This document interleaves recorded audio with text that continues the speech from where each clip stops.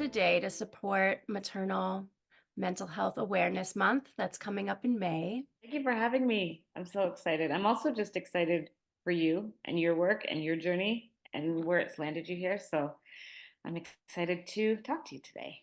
So, we're highlighting different voices around maternal mental health and what that looks like and what we want to see in the future around maternal mental health. This comes from the Maternal Mental Health Leadership Alliance website that 1 in 5 women experience a maternal mental health challenge.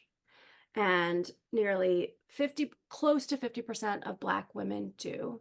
And obviously, um, that is due to a heartbreaking gap in care, among other systemic issues as well. Can you share some of your experience around maternal mental health and possibly with the lens of birthing as a Black woman and your experience after that? Right. Yeah, because that I feel like experience with maternal mental health probably lasts until my kids will be, I don't even know how old, like forever, maybe just all of motherhood. But if I go back to the beginning, and there's two beginnings because I have two beautiful girls. So my oldest daughter is almost 11, and my youngest daughter is almost 5, and very, very different birthing experiences. The first, I would say, I was young. I was, in my eyes, young, 29, and had a really clear vision for how I wanted my birth to be. Not that I had any control over that, but planned and had a doula, and really, it's more about I educated myself about the process, but also about my body and listening to my body. And what I experienced was a complete disregard for my own innate intuition from my um, OBG, from my doctor. I really felt like I had to fight to be heard. I was yelled at. I mean, it was pretty traumatic. I broke my water at home. I labored.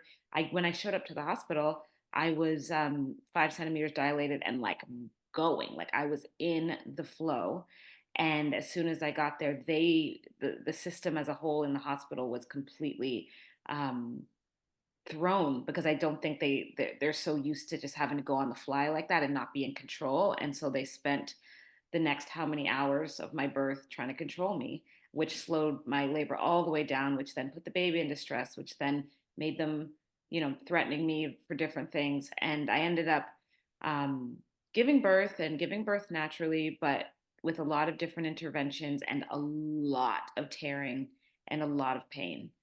Um, with my second one, I was even more conscious, and I chose to do a home birth, or what I thought would be a home birth, and have all of my care be from women of color, Black women particularly, my acupuncturist, my doula, my midwife, my massage therapist, anyone who touched my body. I wanted to be a Black woman, and my doctor in my first birth was also a woman of color. So this is also good to know about the system, that it's the system we're talking about. It's not just like it's everyone's roles within the system. Um, and with my second one, I went in with a lot of, I thought I had healed a lot of those things through therapy and through different ways, and through 6 years gap between children. But my body responded the second time where it would not allow me to go into labor. Like my midwife was like, I think your body is scared to give birth again. And so I had to be induced, and we had to go to the hospital. And she took me to a hospital in Brooklyn, Woodhull, which midwives run the labor and delivery, and OBs only come in if there's a problem. And it's like all Black West Indian women who like run. It was the perfect place for me. And afterwards, which I had a successful birth and I felt in control, but also in collaboration, there also were some complications. So I was so thankful that OB did have to come in and help.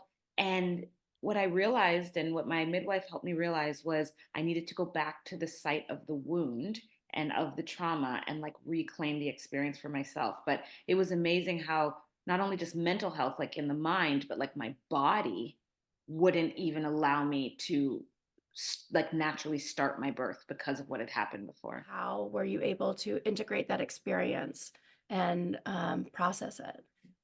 Really good. So the first time, first time mother, you're just trying to survive and keep this baby alive and keep your marriage or partnership alive. You're just trying to keep everything alive.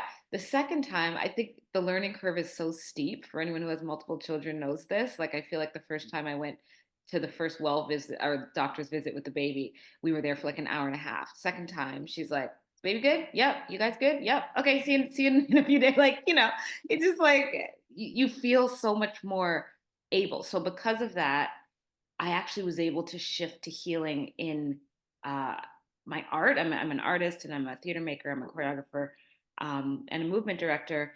So I always knew being a mother was at the forefront of it is the forefront of creativity. It is creativity, right? The raw creativity.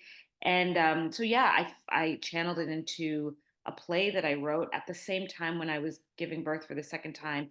My oldest daughter had contracted an autoimmune virus called acute flaccid myelitis, which was like modern day polio. And so that was a lot.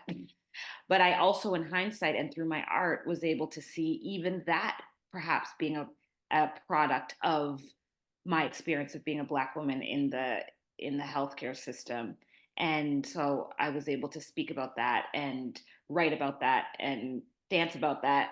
Uh, so it was the link between being her mother, my journey as a mother, and then also giving birth the second time, and everything within it is a play that I ended up creating called The Play in Three Movements.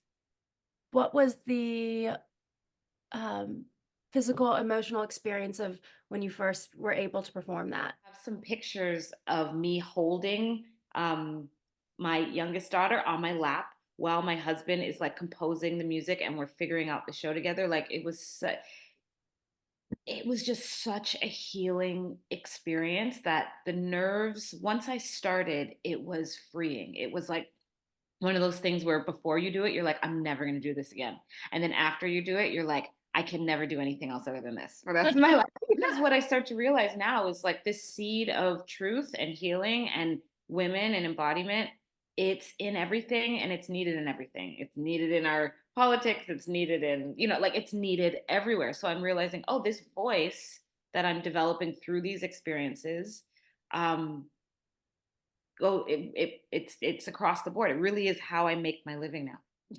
What would you like to see shift in our society and regarding how Black mothers are cared for when birthing, when pregnant, when birthing, and the support they have to integrate their own experiences, to process their own experiences?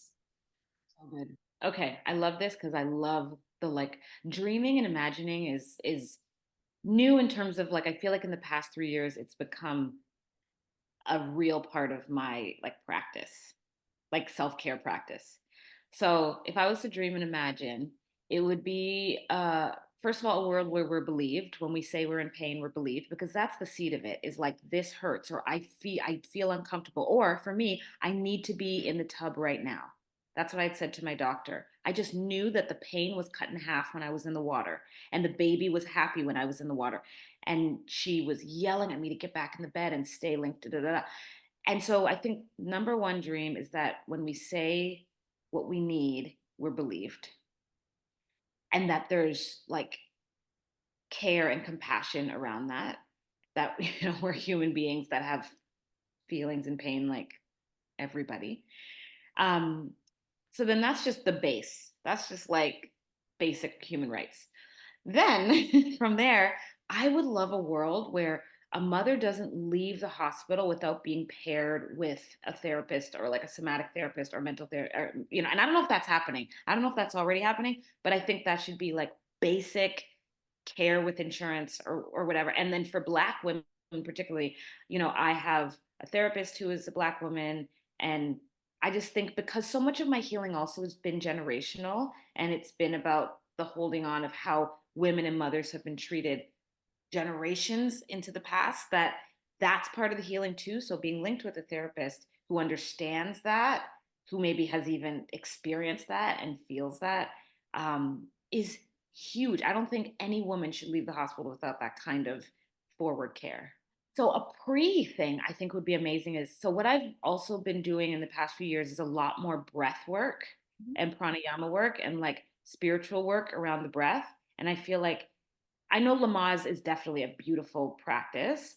And I love the spiritual linking to understand the capacity of the breath. And that could be something pre birth, maybe even post birth, like just something that's so much more holistic in terms of like care of the woman. And I think just like my sister is in England, like 2 years of care, like, you know what I mean? From when, even if you think 2 years, like 6 months before baby's born, and 2 years into from there to be like breath work, embodiment work, mental health work, and that every woman has these. So if even if you're not going to give us 2 years of um, maternity leave, like Canada or whatever, then at least give us 2 years of care if you expect us to be working. We live in a capitalist society, so I'm like, okay, if the goal is that we need to work and make money, then how are you, like, help me help you. It's only going to help you. Oh, don't even get me started on childcare. I'm like, you It's want going to help you.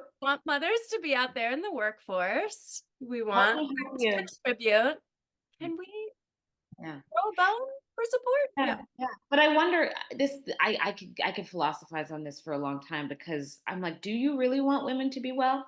There's this amazing quote, and I want to quote it well, so I might have to send it to you. But it's something like, "Are you sure you want to be well? Because healing is no trifling matter." It's like, America, are you sure you want to be well? Are you sure you want women well? Because women well means things are going to change. Mm. And we're getting well, and we're finding the way. And you know, total side note, but Beyonce dropped her new album today, country album, and I listened to it all this morning. And she's sitting on this white horse with an American flag. Like, it's she is literally riding patriarchy and white supremacy. Mm. The image that keeps coming back to me during this conversation is the video. I don't know if you saw it of Serena Williams talking about after she gave birth and how her complications were exasperated because she was not listened to. That's right. She was ignored. And That's right. she is arguably one of the most, if not the most, famous Black women, successful Black women Mhm. in the world. And if it's happening to her, Yeah. I think it will especially happen to her because she's the image of the strong black woman, which means we don't have pain, we ride through anything, we push through anything, we persevere. You're fine. You're going to get through it. So actually, it's about a shift in consciousness around black women being soft, black women being vulnerable, black women being having a need, like having tears and like, because she was seen as Serena Williams and she wasn't seen as a human and a black woman and a woman. Yeah. mm, Any way that I can continue to support this organization and your work, because I now start any introduction to my work in theater or elsewhere in facilitation with I'm a mother. My first credential is that I'm a mother. My highest accomplishment is that I'm a mother. So it always starts there. So let me know. And where I premiered a play in three movements was at the Women and Infants like Maternal Health Network. So um, that do you want to share any information about your work? yeah, so you can learn more about me on my website. It's sohumanity.com. And I'm in the process of continuing to develop my own individual works that are really exciting that I'm going to hold close for now. But I am also choreographing the world premiere of a new musical called Midnight in the Garden of Good and Evil, which will be in Chicago this summer. So if you're in Chicago, come check us out, and hopefully Broadway very soon. So um, just yeah, if you want to follow along with me, I'm also on Instagram at So Humanity. Full disclosure though, I am detoxing slash becoming uh, disconnected from social media. So we'll see where that lands me. But check out my website and reach out if anything interests you. Thank you so much for joining me. I'm so grateful to know you and grateful that you share your experience with others. So Thank you. Thank you for having me.